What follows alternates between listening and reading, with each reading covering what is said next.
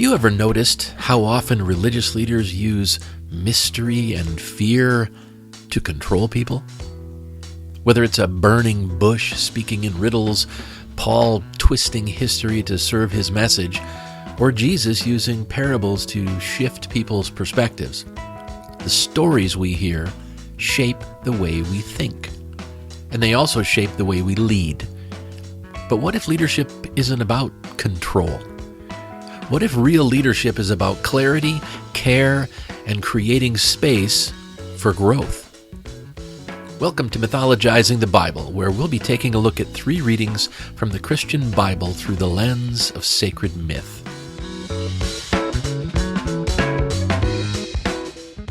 As we reflect on the readings for the third Sunday in Lent, we're going to look beyond the traditional Christian narrative to uncover a few lessons that should resonate with all of us, regardless of our religious background or lack thereof.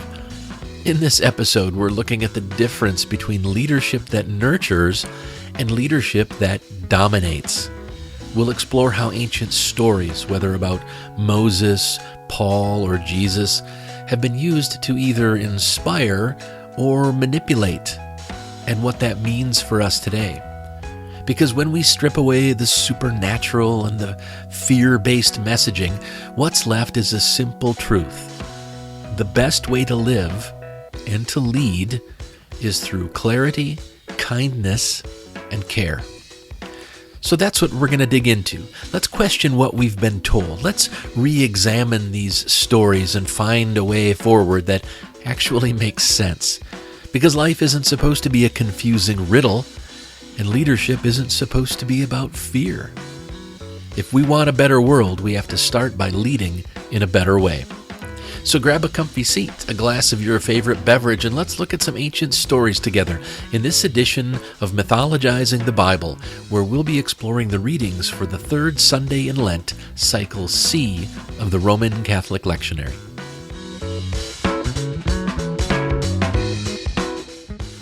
In this series, we're exploring readings from the Bible through the lens of sacred myth, looking for interpretations and lessons that don't demand a belief in the supernatural. Now, what that means from a practical standpoint is that we will assume that these stories and writings are fiction, written by pre-scientific people who were trying to make sense of the universe. Now, you might agree with the lessons I find, but I encourage you to look for something that rings true to you. Part of the beauty of understanding these writings as sacred myths is that we're free to interpret them for ourselves.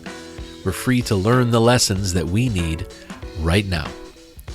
So with that, let's dive in.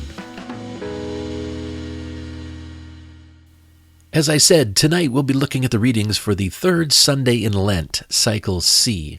Our first reading is from the book of Exodus. It's chapter 3, verses 1 through 8a and 13 through 15. Our second reading is from the first letter to the Corinthians. It's chapter 10, verses 1 through 6 and verses 10 through 12. And our gospel reading is from Luke. It's chapter 13, verses 1 through 9. Now we'll start by going through all 3 of the readings, then we'll look for the messages and the main lesson in each one. Finally, we'll bring everything together, look at what it means for us today, and then talk about where we go from here. And with that, let's begin. Our first reading is from the book of Exodus. Now Moses was tending the flock of Jethro, his father-in-law, the priest of Midian, and he led the flock to the far side of the wilderness and came to Horeb, the mountain of God. There the angel of the Lord appeared to him in flames of fire from within a bush. Moses saw that though the bush was on fire, it did not burn up. So Moses thought, I will go over and see this strange sight, why the bush does not burn up. When the Lord saw that he had gone over to look, God called to him from within the bush, Moses, Moses. And Moses said, Here I am. Do not come any closer, God said. Take off your sandals, for the place where you are standing is holy ground. Then he said, I am the God of your father, the God of Abraham, the God of Isaac, and the God of Jacob. At this, Moses hid his face because he was afraid to look at God. The Lord said, I have indeed seen the misery of my people in Egypt. I have heard them crying out because of their slave drivers, and I am concerned about their suffering. So I have come down to rescue them from the hand of the Egyptians, and to bring them up out of that land into a good and spacious land, a land flowing with milk and honey. Moses said to God, Suppose I go to the Israelites and say to them, The God of your fathers has sent me to you, and they ask me, What is his name? Then what shall I tell them? God said to Moses, I am who I am. This is what you are to say to the Israelites, I am has sent me to you. God also said to Moses, Say to the Israelites, The Lord, the God of your fathers, the God of Abraham, the God of Isaac, and the God of Jacob has sent me to you. This is my name forever, the name you shall call me from generation to generation. Our second reading is from Paul's first letter to the Corinthians. For I do not want you to be ignorant of the fact, brothers and sisters, that our ancestors were all under the cloud, and that they all passed through the sea. They were all baptized in Moses in the cloud and in the sea. They all ate the same spiritual food and drank the same spiritual drink, for they drank from the spiritual rock that accompanied them, and that rock was Christ. Nevertheless, God was not pleased with most of them. Their bodies were scattered in the wilderness. Now these things occurred as examples to keep us from setting our hearts on evil things as they did. And do not grumble, as some of them did, and were killed by the destroying angel. These things happened to them as examples, and were written down as warnings for us, on whom the culmination of the ages has come. So if you think you are standing firm, be careful that you don't fall. And our gospel reading is from Luke. Now there were some present at that time who told Jesus about the Galileans whose blood Pilate had mixed with their sacrifices. Jesus answered, Do you think that these Galileans were worse sinners than all the other Galileans because they suffered this way? I tell you, no. But unless you repent, you too will all perish. Or those 18 who died when the tower in Siloam fell on them. Do you think they were more guilty than all the others living in Jerusalem? I tell you, no. But unless you repent, you too will all perish. Then he told this parable. A man had a fig tree growing in his vineyard, and he went to look for fruit on it, but did not find any. So he said to the man who took care of the vineyard, For 3 years now I've been coming to look for fruit on this fig tree and haven't found any. Cut it down. Why should it use up the soil? Sir, the man replied, leave it alone for 1 more year, and I'll dig around it and fertilize it. If it bears fruit next year, fine. If not, then cut it down. All right, so let's go back and take a critical look at these readings and see what learnings and lessons we can find if we dig around just a little bit. So our first reading was from the book of Exodus, and this is the famous story of the burning bush. It's one of the most dramatic moments in the Hebrew Bible, full of supernatural elements and theological symbolism. But let's be honest, if somebody today claimed a burning bush was talking to him, we wouldn't call it divine revelation. We'd probably call it some sort of medical emergency. The phrase, I am who am, or some variation of it, that's been debated for centuries, right? With scholars linking it to the Hebrew verb to be, which suggests a deeper philosophical meaning about existence itself. But while that makes for an interesting academic discussion, it doesn't exactly offer a clear, practical guide for how to live, which I suppose we shouldn't have expected from a guy who thought he was talking to a burning bush. In fact, this all just reinforces the idea that God is just beyond all human understanding, which it's a convenient way to justify the fact that different religious traditions can't even agree on what their own sacred texts mean. It's all just very confusing. And that's the problem. If something is truly unknowable, then how the hell can it be a reliable source for guidance? Many religious leaders will tell people that they must obey divine commands, but when those commands come from an entity they admit is beyond comprehension, well, that should raise some serious red flags. It also allows those in power to pick and choose which rules to enforce, making it less about divine truth and more about social control. The burning bush narrative sets up a pattern that we see throughout religious history. When people want to claim authority, they say it was given to them directly by an invisible, unquestionable source. It's a great trick, but it's not an effective way to build an ethical, functioning society. Instead of relying on ancient mystical stories, we need a practical, understandable way to live. Ethics shouldn't be dictated by cryptic messages from an alleged supernatural being, especially not one who can't seem to communicate clearly. Morality should be based on human well-being, on reason and compassion, things we can actually understand, and things we can apply in our daily lives. We don't need a burning bush to tell us what's right. We need critical thinking, empathy, and a willingness to build a better world together. So the main lesson I got from our first reading is that we need an understandable way to live. This passage highlights a fundamental issue with using religious texts as some sort of moral authority.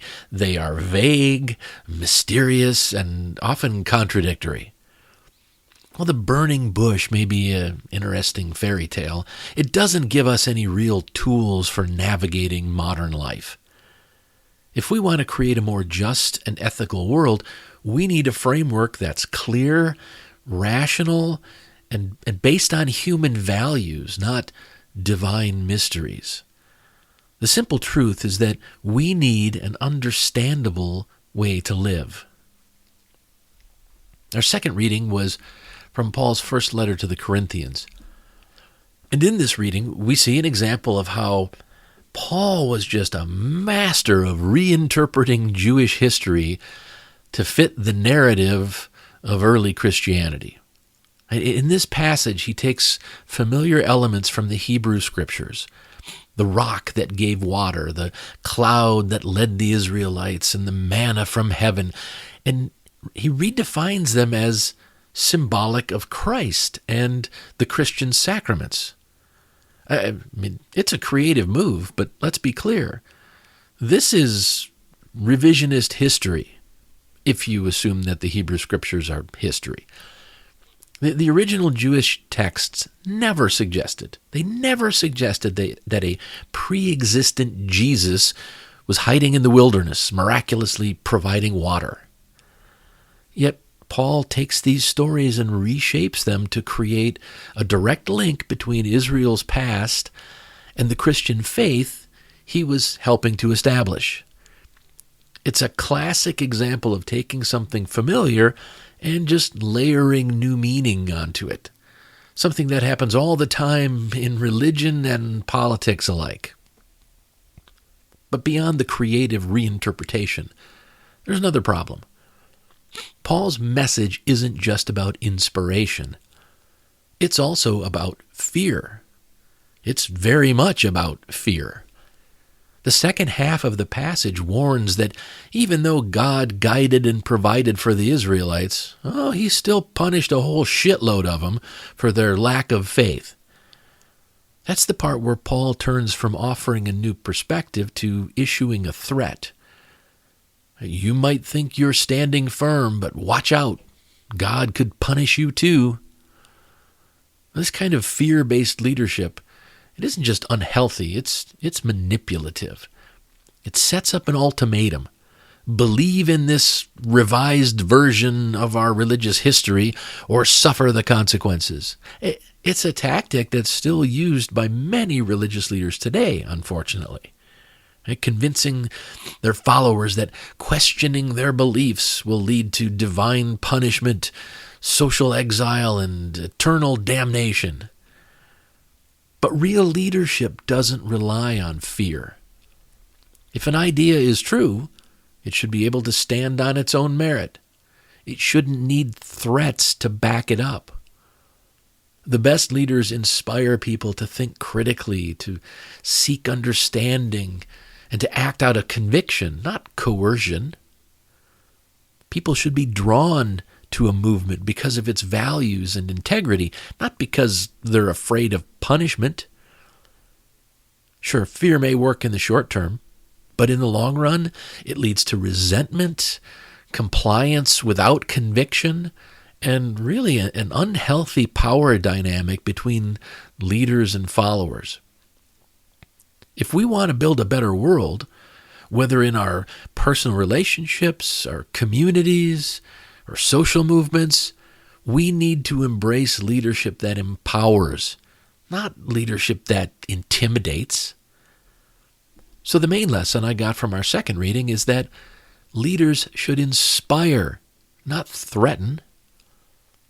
Paul's approach in this passage highlights an unfortunate truth. Fear has always been an easy way to control people. But real leadership isn't about threats. It's about inspiration, wisdom, and trust. If a belief, a leader, or a movement need to rely on fear to maintain control, that's a red flag. Instead, we should seek out leaders who encourage growth, who encourage us to be curious and develop genuine conviction. All it takes is a quick second to stop and think about it, and we realize that leaders should inspire, not threaten. Okay, our final reading was from the Gospel of Luke. And this passage is interesting because, unlike so many other biblical stories that reference distant history or vague prophecies, Jesus is responding to something that had just happened, basically a current event. People bring up a recent act of violence by Pontius Pilate, expecting Jesus to weigh in, possibly with outrage or condemnation, but instead he shifts the conversation. He challenges the assumption that tragedy is some kind of divine punishment for sin, pointing out that suffering isn't necessarily connected to morality. Now, this was a radical statement in a time when most people believed that bad things happened to bad people and getting good things was proof of your righteousness. Instead of dwelling on why bad things happen, Jesus urges them to focus on personal growth, on their actions and their choices, because that's what they can actually control. Then he tells a parable about a fig tree that hasn't produced fruit for 3 years. The landowner is ready to chop it down, but the gardener asks for more time. Let me care for it, he says. Let me fertilize it and give it a chance to thrive. Now, many Christian interpretations see God as the landowner and Jesus as the gardener, right, pleading for more patience with humanity. But that doesn't quite track. If God and Jesus are supposed to be the same consubstantial being. Instead, let's step back and look at the story without those weird theological layers. At its core, it's about the value of nurture, about recognizing that growth takes time and effort. Instead of punishment and destruction, this parable promotes care, patience, and second chances. Whether it's a fig tree, a person, whatever, neglect and harsh judgment don't lead to fruitfulness. But with attention and nourishment, things have a chance to flourish. So how does this apply to us? Well, we all have areas of our lives where we feel stagnant, where things maybe aren't quite bearing fruit. Maybe we've been too hard on ourselves, expecting immediate change when what we really need is patience and care. Or maybe we've given up too soon on someone else, judging them as beyond help instead of offering guidance and support. Growth, whether it's personal or communal, growth takes work. It doesn't happen overnight. But given the right conditions, and for humans, given compassion, effort, and commitment, people can and do change. Maybe the real takeaway from this parable isn't about divine judgment at all, but about the power of nurturing ourselves and others into something better. So the main lesson I got from our gospel reading is that everything does better with a little nurture and care. The passage reminds us that growth is a process, not an instant transformation. We all need space to learn, to make mistakes, and to improve. Whether we're talking about personal change, relationships, or even broader social issues, the key is nurture, not punishment, not shame, and certainly not giving up too soon. If we want to see real growth in ourselves and in the world, we have to be willing to put in the effort to cultivate it. We can start building a better world by realizing that everything does better with a little nurture and care. All right, let's review the lessons we've talked about so far. In our first reading from Exodus, the main lesson I came away with was we need an understandable way to live. In our second reading from 1 Corinthians, the main lesson I got was leaders should inspire, not threaten. And finally, the main lesson I got from our gospel reading was everything does better with a little nurture and care. Life isn't supposed to be a confusing riddle, and leadership isn't supposed to be about fear and control. The best way to live and to lead is through clarity, kindness, and care. When we approach leadership, not just in formal roles, but in everyday life, when we approach that leadership with inspiration instead of intimidation, well, people are a lot more likely to grow. Whether we're guiding others or just trying to improve ourselves, the same truth applies. Nurture produces growth, patience fosters strength, and care builds trust. If we embrace this approach, we'll naturally become the kind of people others look up to. Not because we demand it, not because we threaten them, but because we model something worth following. A straightforward, understandable way to live our lives is to nurture and care for ourselves and others. If we learn to do that, we'll be excellent leaders, even if we never really aspire to lead. So let's step back and take another look at these readings overall and see if we can figure out what these messages really mean to us in our daily lives. To do this, I'll try to answer two questions. So what and now what? Okay, so what? Why should we care about any of this? Well, we should care about this because the world is filled with people who are being manipulated by leaders who use fear and anger to control them. They aren't being nurtured. They aren't being encouraged to grow. They're being taught to shrink. Shrink their worldview, shrink their compassion, shrink their willingness to think critically. And the more they live in fear, the more they lash out. The more closed off they become, the harder it is to teach them, all because they're living in fear. This is important because we need to counter this, not with more fear, not with more anger, but with something stronger. Something like a commitment to nurturing real growth. And that starts with ourselves. If we want a world that is less divided, less reactionary, less hostile, well, then we have to be the ones creating spaces where patience, kindness, and resilience are the foundation. And that starts with the way we treat ourselves.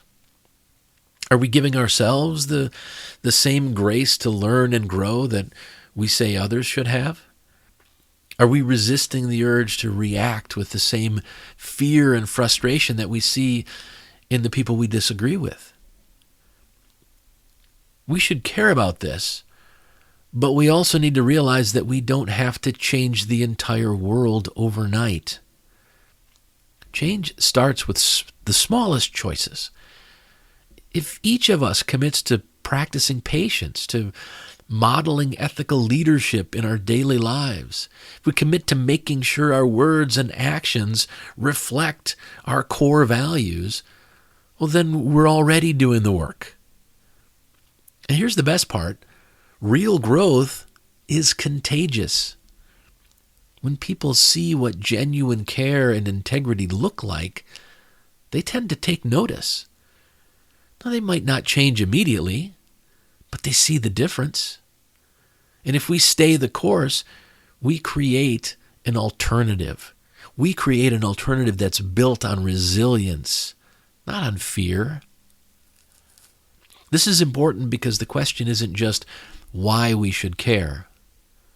The question is also how we want to show up in the world.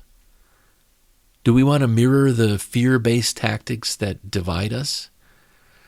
Or do we want to be the people who, through our own growth, show others that there's another way? Because when we nurture ourselves and those around us, we don't just become better individuals, we become the foundation of something bigger. We become the foundation of something worth following. And the last question I try to answer is, now what? What are we supposed to do? Where do we go from here? Well, we've talked a lot about how fear-based leadership stifles growth and how true leadership, whether it's on a big scale or just in our daily interactions, how true leadership should be about nurturing and helping others grow. But here's the thing. You can't pour from an empty cup. If we want to create a world that thrives on patience, strength, and compassion, we have to start with ourselves. That means understanding what nurturing actually looks like in our own lives. Because when we take care of our own growth, we become better equipped to encourage it in others. So with that in mind, here's your question for the week. What does nurturing look like for you? Think about what actually helps you grow, helps you recharge and feel more grounded. Is it setting boundaries with people who drain your energy? Is it making time to do things that bring you real joy? Maybe it's as simple as allowing yourself to take a break from doom-scrolling social media and from the 24/7 news cycle without feeling guilty about it. Or maybe it's engaging in meaningful conversations that challenge and expand your thinking. There's no one-size-fits-all answer here. And that's the point. Real nurturing is personal. When we take the time to figure this out, it changes how we show up in the world. We become less reactive and more intentional. We're able to approach challenges with more patience and more confidence. And most importantly, we create the kind of internal strength that allows us to be the people who lead by example instead of by fear. Now, I've talked before about how I journal every day, which gives me the space to sort plenty of things out. But I've also found that sometimes I need to talk. Not to anyone else, just to myself. I can think and talk a lot faster than I can type. So I give myself permission to do that. It might be when I'm driving in the car alone or just sitting in my home office by myself. I make time to get my thoughts and ideas just out of my head verbally, out loud. Especially when things are bothering me or when I've had some sort of a setback. There's just something different when I say it out loud. I can feel the emotions better. I can get them out and deal with them, which has really helped me when I've been extremely stressed. I've also had times where I've thought about something. I've journaled about it too, and I think I'm pretty set. But then I say it out loud, and it just doesn't sound right. So I work on it some more. I sort of workshop it out loud to myself, and I end up being a lot more comfortable with where I end up. That's one simple way I nurture my own personal growth. I give myself permission and the time to say things out loud and then work through them. So take some time this week to really reflect on this question. What does nurturing look like for you? Not just in theory. Write it down, make a list, and then try something small. Pay attention to what actually fuels your well-being, because the more we understand how to nurture ourselves, the better we'll get at nurturing the world around us. Well, before I wrap things up, I'd like to leave you with one more thought. Nelson Mandela, an anti-apartheid activist and former president of South Africa, once said, "Do not judge me by my success. Judge me by how many times I fell down and got back up again." This quote captures the essence of growth, resilience, and self-nurturing. Too often, we measure progress by external achievements, but real growth happens in the moments when we pick ourselves up, when we learn from setbacks, and when we keep moving forward. And that's exactly why nurturing ourselves is so important. It's not about getting everything right the first time. It's about creating the conditions that allow us to keep growing, even when things get tough. When I asked, what does nurturing look like for you? I wasn't just talking about self-care in a surface-level way. We're talking about building habits that help you get back up when life knocks you down. And life will knock you down. So maybe that means learning to rest when you need to, instead of pushing through exhaustion. Maybe it means surrounding yourself with people who support your growth instead of those who tear you down. Maybe it means letting go of the guilt that comes with prioritizing your own well-being. Because the truth is, nurturing yourself isn't just about feeling good in the moment. It's about building the strength to keep going, to keep learning, and to keep becoming the person you want to be. So as you reflect on this week's question, remember Mandela's words. What does it look like for you to create an environment where you can fall, get back up, and keep going and keep growing? Because that's where real leadership starts. Not with perfection, but with resilience. All right, we've come to the end of this episode. Thanks for joining me. I'll be back again next week, but in the meantime, I encourage you to engage with our question for the week. And pay attention to the important lessons you come across, wherever you find them. You'll create a more purposeful and joyful life, and you'll start to feel more connected to the world and the people around you. I hope you enjoyed this episode of Mythologizing the Bible, as we did a deeper dive into the readings for the third Sunday in Lent, Cycle C of the Roman Catholic Lectionary. Remember that when we nurture ourselves and those around us, we don't just become better individuals. We become the foundation of something bigger. The Bible readings used for this episode are from the Holy Bible, New International Version, NIV, copyright 1973, 1978, 1984, 2011, by Biblica Inc., used by permission, all rights reserved, worldwide. Thank you for listening. If you like this content, please consider telling a friend about it. The more people who hear the positive messages I'm sharing, the better. Mythologizing the Bible is a live-streamed series held most Thursdays at 9 p.m. Eastern Time on twitch.tv/thecodaproject. Every week, the audio of these Mythologizing the Bible presentations is released as a podcast.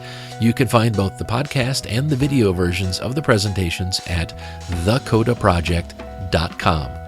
CODA stands for Creating Our Divine Alignment. When we learn to align our words and actions with our core values, that alignment feels absolutely exquisite.